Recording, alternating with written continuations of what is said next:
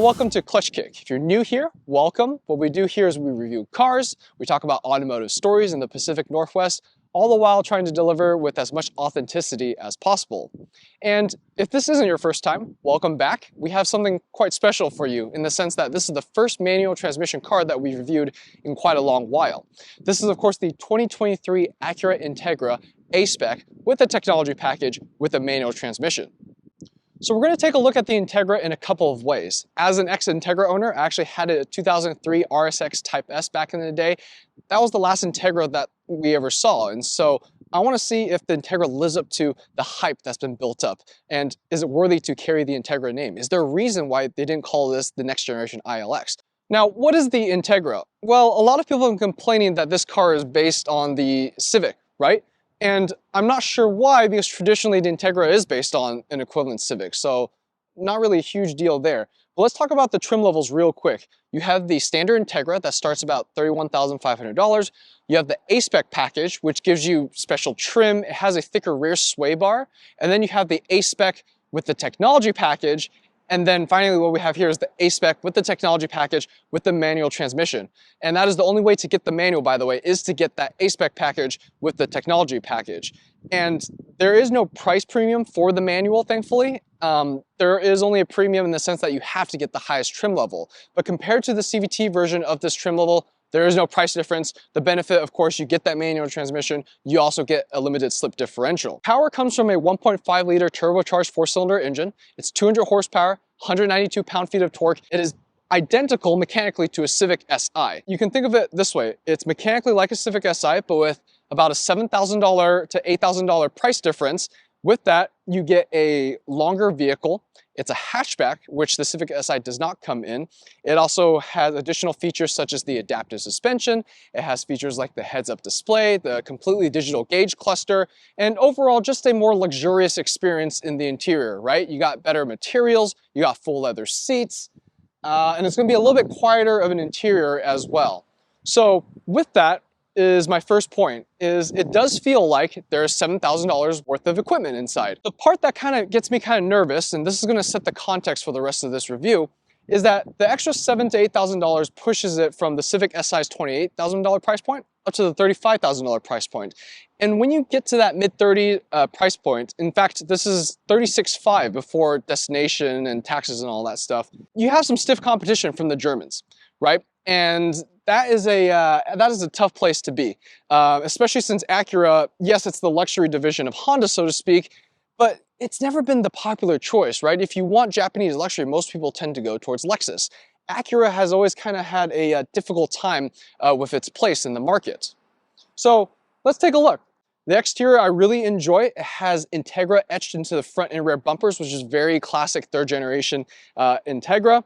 LED headlights, Acura always does a fantastic job of. I think the nose has really improved on Acuras of late. They've made it a little bit more subtle over the years, but it is unique to Acura. This car, just for reference, has almost every single dealer installed option possible. I'm talking about like the carbon fiber mirror caps, the carbon fiber rear spoiler, the blacked out badges, the 19-inch wheels, which I'm personally not a fan of. But overall, I think the exterior is quite handsome. It is quite a long car nowadays. In fact, it is about 10 inches longer than a Mazda 3, just for context. With that though, the inside is quite roomy, so you're getting some benefit for the exterior size, and the car is still relatively light, all things considered. It's about 3,000 pounds or so, which is not bad at all in 2023. But like I said, the lighting on the car is extremely beautiful. We'll have some shots of that, of the car in the dark. Outside here, we have the turn signals on the mirror, which is only on the A-Spec with technology package, but that's not available on every single Integra. It's got a side skirt right there on the bottom. Again, the 19-inch wheels, I could do without. I think a car with this amount of power will probably benefit from having 18s. It's gonna be, a little bit easier to replace tires, and I think it's gonna give it a slightly better ride. Going to the back, of course, it is a hatchback. It's quite swoopy though for a hatchback, so it's not gonna have that quite square-shaped design that you would normally associate with a hatchback. It's a little bit more of like a four-door coupe look, but it does have additional practicality purposes other than, being a hatchback for the sake of being a hatchback.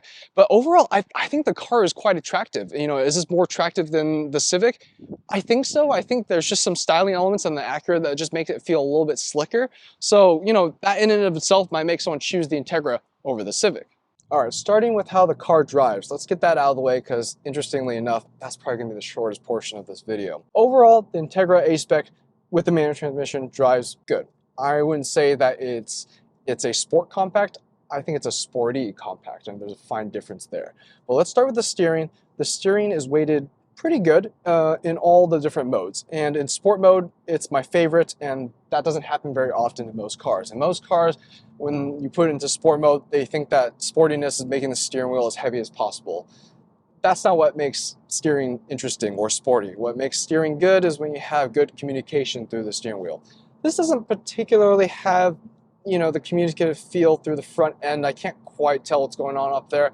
But like I said, the weighting of the steering is quite good in sport mode. There's very little dead spot on center, it feels like. The steering ratio is quite good. It's quite direct. All the other cliches that you can think of. I just wish they had a little bit more feedback through the steering wheel, which is a common criticism with most cars nowadays. So we'll give it a pass there. The pedals on this car are quite good as well. We haven't driven the current generation Civic Si yet. We hope to soon, but we have driven the previous generation Civic, and in all of them, it doesn't matter, Si, Type R, Standard Civic, the pedal placement was not the best. I couldn't heel and toe quite well. It just seemed like they didn't think through that quite as thoroughly as they should have. In this car, though, at least in the Integra, pedal placement pretty good. Size of the pedal, the placement of the brake pedal versus the gas pedal, all that stuff is honestly quite good. Now, the star of the show in terms of driving has to be the manual transmission. And that's not because it has a manual transmission, but rather the shift quality of the manual transmission. Now, in most front-wheel drive cars, and I think in all front-wheel drive cars, the shifter is operated with cables. So you can imagine it's kind of difficult to kind of give it the heft that a shifter has if it's a rear-wheel drive car, for example, which uses rods and shafts and stuff like that to connect to the transmission. With a front-wheel drive car, it's cables, but yet Honda is just really good at this, right? Whether it's the Civic Si or the Type R, any generation, man, the shifter just has a really solid positive feedback to it. And honestly, it's better than some other cars that have a manual transmission. I'm looking at you, BMW. So the manual transmission, it's not only brilliant that we have a manual in the first place, but the actual shifter quality is really, really good. So it means that Acura and Honda have actually spent time setting up the manual transmission, right? They didn't just offer it to say, hey, look at us, we have a manual transmission. They actually put in the effort to give you that tactile quality that you're looking for when you're choosing to have 3 pedals and a shifter in the first place. So that's really awesome. But overall, the car handles fine. Another car that someone might consider when looking at this is the Mark 8 GTI. Now, I haven't driven the Mark 8 specifically yet, but I had a Mark 7. In fact, I had 2 Mark 7s, and you'll probably see a video about why that is. The GTI, the new one anyways, is based on the same platform as the one I had, so I assume it's going to drive as well as the one I had, if not better. And I have to say, in terms of front-wheel drive, sporty driving, the GTI has this one beat. It has a more aggressive limited slip differential. This just feels like a slightly nicer Civic in terms of the handling. All right, I'm not going to beat around the bush about that. It's good, but it's not anything special per se, whereas the GTI really does feel special for a front-wheel drive car. The GTI is going to handle a little bit better, and again, for around the $35,000, $36,000 price point, you'll be able to have a GTI. There's some sacrifices to be made when you're going with that vehicle, with that said, but if you're spending that amount of money, it is worth considering there are options if you're looking for something that drives a little bit more exciting. The GTI not only handles better, but also has significantly more power as well. So overall driving experience, it's good. It's good. Nothing to write home about. I do like the comfort mode. It really does make day-to-day driving quite pleasant, and the sport mode wakes it up just enough to make it a little bit more interesting, but this is not a car I dream about necessarily, if that makes sense. Let's talk about normal day-to-day driving. It's quite good, honestly. Very quiet on the inside for this class of vehicle. Like I said before, the comfort mode really dampens bumps along the road, so that makes it quite enjoyable as well. The clutch is quite easy to use. It really rides that balance between being sporty in the sense that you can kind of feel when the engagement comes in, but it's overall very light to use, so you won't be afraid to do traffic in this car, even though it has 3 pedals. The visibility on this car, now, it's not great. It's a little bit tight back there. With that said, the Integra has really good sized mirrors, which isn't common. A lot of people are using smaller mirrors nowadays, which I don't understand. But with the combination of the big mirrors, the fact that it has blind spot monitoring, and the direct side visibility is quite good, you know, in terms of the height of the window. So it is kind of easy to see out of. It's just the rear 3/4 position, a little bit difficult to see out of, but the rear window is actually not bad as well. So the overall livability of the car is quite good. You know, the seats are quite comfortable. Are they more comfortable than the equivalent Civic? I don't know. It has leather. It makes it more comfortable. I mean, it has heated seats, which the Civic Si does not, at least in the United States. I believe in Canada that's a little bit different. But man, as a daily A to B vehicle, yeah, it's quite good. It has a little bit of spiciness to the way it drives. You know, it's a little bit more interesting than a typical commuter car. On a straight road, commuting, I think you'll be pretty happy with this vehicle in regards to that. The car has a couple of interesting features in regards to driver assistance. I mentioned the blind spot monitoring. There's obviously a lane departure warning. There's also lane correction. It doesn't lock you in the center of the lane, but rather it kind of nudges you, so to speak, when you're about to cross the line, you know, so don't try to think that this is like a Tesla autopilot competitor. With that said though, this manual version of this car also has auto cruise, which is quite an interesting feature as well. And what I appreciate about it is that it's not overly dramatic in correcting the speed, right? As the car in front slows down, it doesn't panic and start slamming on the brakes. It's doing a really good job of managing the speed with the car in front, so that's good. So yeah, if you're talking about livability in terms of the driving itself, pretty good. Let's talk about the interior. The interior is going to be a place where you're going to have to decide if you got your $7,000 worth. To me, and in fact to the owner of this car, this is kind of where the car differentiates itself. This is where the Integra separates itself from the standard Civic lineup. You have these really neat vents right here that are lifted from the Civic Si, basically, right? The difference being is in front of the passenger, the textured hexagon diamond pattern doesn't go all the way across. There's a bit of a plastic trim kind of breaking up the two vents on the passenger side. But the HVAC controls, I believe, are lifted straight from the Civic. And you may laugh, you may think, oh, it's kind of silly that, you know, this car has HVAC controls from, you know, its lower sibling. But I would say that's a positive, right? So for context, overall the interior feels a slight step below the Germans, right? The Mercedes CLA, the Audi A3, BMW 2 Series even. And you know, with those cars, they have a lot of screens, a lot of touch surfaces, and it's really easy to feel like those cars are really luxurious and high tech. But you know what? With those luxurious features, so to speak, with the increased use of screens, man, we've talked about this before. It just gets more and more annoying to do very basic chores. Some of those cars, you might have to, you know, go into the touchscreen to turn on the heated seats. Here we have a dedicated heated seat button.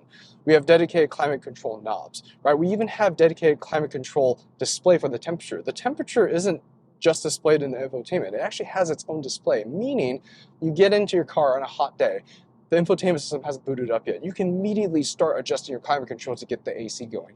Little details like that will make a huge difference to you day to day. And it's something that you might not notice when you're going on your 5-minute test drive at the dealership. So definitely keep that in mind. You know, the lower spec of this interior compared to the rest of the luxury competition might seem like it's a downside, but I would say it's a bit of a catch-22. You know, it might seem like it's a lower quality interior compared to the rest of the luxury competition, but in it comes simplicity, and with simplicity comes better ease of use. And honestly, I think that's a huge plus compared to the German rivals.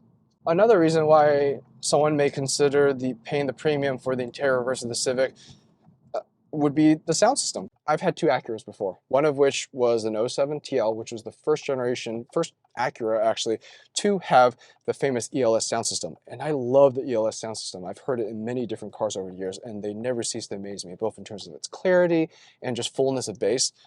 I gotta be honest, I read a couple reviews. I'm not sure what people are doing or how they're listening to their music, but I've tried multiple ways. I've tried USB, I've tried wireless, I've tried streaming services. I've tried listening to actual music files on my phone, so the most full quality music file possible.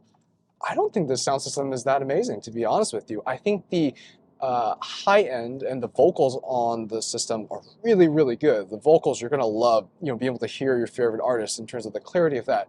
But I find the mid-range kind of muddled up. I find the bass to be a little underwhelming. I'm kind of disappointed with it. And again, this is not just an upgrade, this system compared to the Civic system, it's an upgraded system compared to the rest of the Integra lineup. The ELS sound system is part of the A-Spec cars with the technology package. So yeah, I mean, it probably is better than the Civic system, but is it a deal breaker? Is it a huge selling point of when you're paying for that $7,000 to $8,000 price difference? I don't know. You might have to try both. Now, going back to simplicity, I really think that is the main selling point of this interior overall. We talked about the climate controls being physical, having these really beautiful knobs that aren't just beautiful to look at, but also very tactile and easy to use without even looking down. But the infotainment system is actually quite good as well. I found that the menus were quite easy to digest. Whatever I wanted to do was pretty logical to find in the menu system. And of course, it does have Apple CarPlay and Android Auto, both of which I believe are wireless. And if you want to, you can actually plug it in. I recommend plugging it in for two reasons. One, you're going to get slightly better sound quality when you plug it in. And it's just overall the quality of the connection, the quality of the music, the quality of response is just going to be overall better when it's wired, okay? The second reason I would plug it in is because the wireless charging pad isn't very great at keeping your phone in place. And I've had several instances where either the phone stops charging or it misaligns just enough to where my phone will start getting hot, which is obviously not a good thing. And so if you are wirelessly connecting to CarPlay, you're naturally going to wirelessly charge as well, because that wouldn't make sense to just charge the phone and then wirelessly connect to CarPlay. Like I said, the experience was much, much better when I just simply plugged in my phone. All right. So, but with that said, you have the choice to do either, so that's good.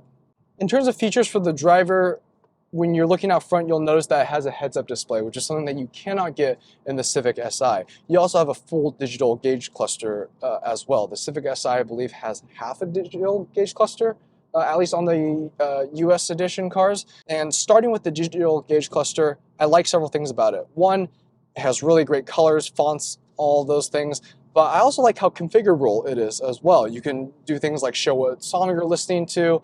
When you turn on cruise control, it actually fills the middle with cruise control and adaptive lane keep information while shrinking the dials on the side a little bit. So the UI on it is really good, and it's really easy to use as well. So big thumbs up on that. We've tested several cars where, yes, they have a digital gauge cluster, but you can't really display anything on it, which defeats the purpose, right? Like all that screen real estate, the flexibility of having a display, and yet you can't really configure it to do a lot of functions or show lots of information, so that doesn't make sense. The heads-up display, I could go without it.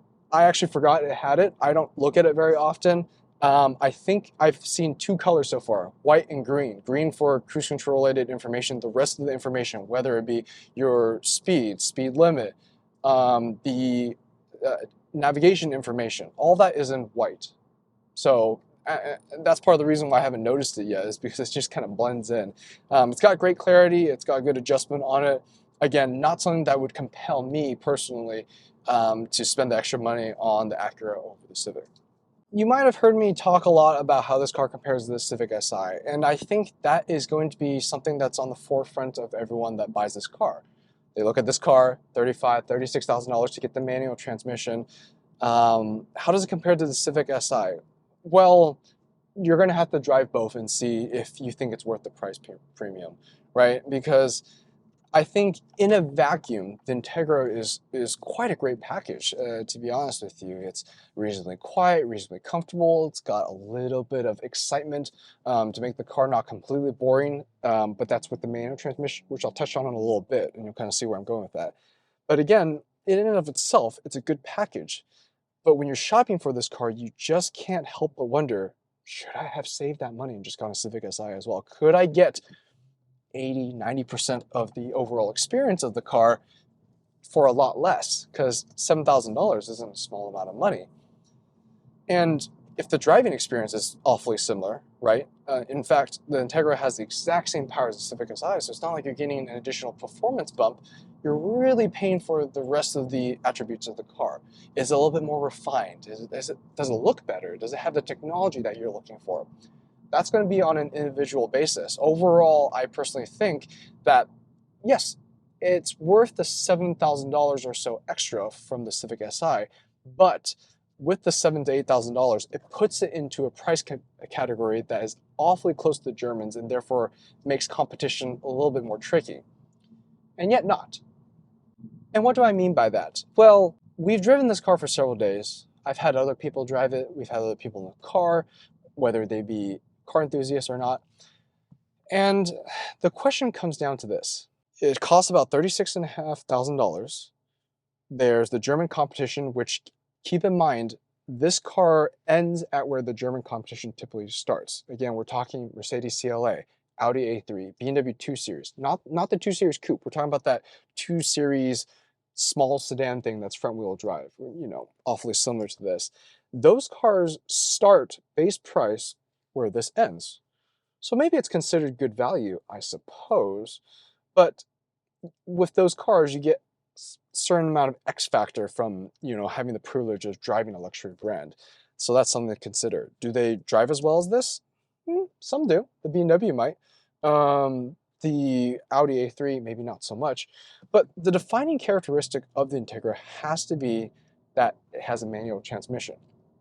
And when you look at it that way, it's kind of in a class of its own. Yes, there are other cars that it kind of competes with in terms of technology level, luxury level, performance level maybe even, but none of them offer a manual transmission. So if you want a compact, sporty, luxury car with a manual transmission, you don't really have a choice, in which case the price doesn't really matter anymore. Really, that's the best way to sum up how the Integra compares to the luxury compact segment. If you want something that has a manual transmission, you don't have a choice. Okay, fair enough. Let's take a look at the Integra within the Integra lineup. The rest of the Integra lineup has this amount of power, albeit without a limited slip differential, and without a manual, the cars actually have a CVT. And for $31,000 to $36,000, a front-wheel drive 200 horsepower car with a CVT might feel like poor value to some people.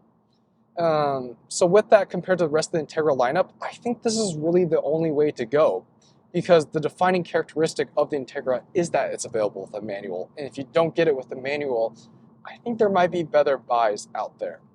Cars in this competition don't really use CVTs. Some of them use ZF 8-speed gearboxes, some of them might use dual clutch transmissions, all of which I can almost guarantee you are going to be far more pleasant transmissions to operate than a CVT, if you're going the automatic route anyways.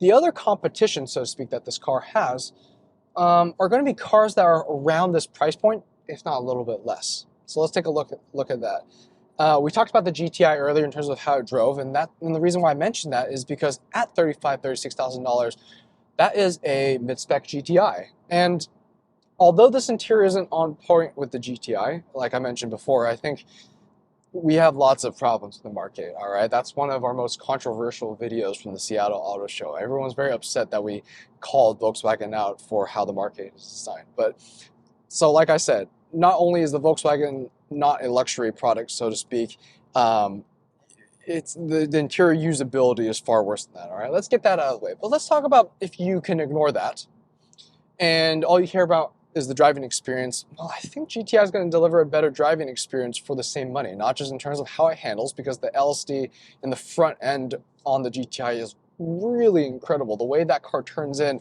you know, the Integra here, the owner has actually put Michelin Pilot Sport 4 tires on it, and it still understeers a little bit, and the GTI just doesn't. You know, it feels invincible. It's not, it will still understeer, but the front end feels so much more planted and sorted than this car. And for around the same price, if that's what you care about, that might be an option to look into. Another car to consider in this price range, even if it's not a hatchback, the Hyundai Elantra N, which is not only a competent car in and of itself, but in certain testing that people have done, especially with the dual clutch transmission, it actually outran the Civic Type R around the racetrack. which is quite a feat considering the Civic Type R is famous for being the best handling front-wheel drive car, and Hyundai just came and just beat them as a Hyundai. And not only that, the Elantra N has significantly more power than the Integra, and it actually costs several $1,000s less. I believe it's around $32,000 to $33,000. Now, you could argue that, yeah, that interior is even worse than the GTI's interior. It has lower quality plastics and all of that, but again, if you care about how a car drives, you can save money with some of these other choices and get a significantly better driving car. So overall, would I recommend the Integra? I think so. I think there's going to be a certain portion of people that like the driving dynamics of the Civic Si, but they want something just a little bit more comfortable, a little bit more luxurious, maybe something with a nicer badge. That might be important to some people. Would I personally buy it? I'm not sure. You know, for me, I'm going to have to be honest with you. I typically prefer how a car drives more than anything. The interior and stuff, as long as it's not falling apart, as long as it's not rattling constantly, it's not really a huge deal to me. There's a couple things that I like about the car, such as the physical HVAC controls, and that I prefer over the German competition, right? The rest of the competition, again, very fond of having touchscreen this, touchscreen that, and the fact that it has a slightly lower class interior is actually a benefit because it does things a little bit more old-fashioned and a little bit more tactile, and I actually enjoy that aspect of it. But for me, I think I would save the $7,000 to $8,000 on the Integra and get the Civic Si instead. Now, does that mean that you might feel the same way? No, if you like the car, if you like how it drives, but you like the luxury aspect of it, you might find that that price difference is more than justifiable. And there's nothing wrong with that. I don't think you're going to regret getting this car. And at the end of the day, it accomplishes what Acura is trying to do, which is try to bring some sportiness back to their lineup. They're trying to bring the Integra badge back. And I think it doesn't dishonor that badge necessarily. I think people have been giving it an excessively hard time. So overall, I think it's a pretty good buy. I don't think you would regret getting the vehicle. With that said, for some context, the owner of this car, he's trading it in soon to get the Type S. And if you're lucky, maybe we'll review that one for you as well.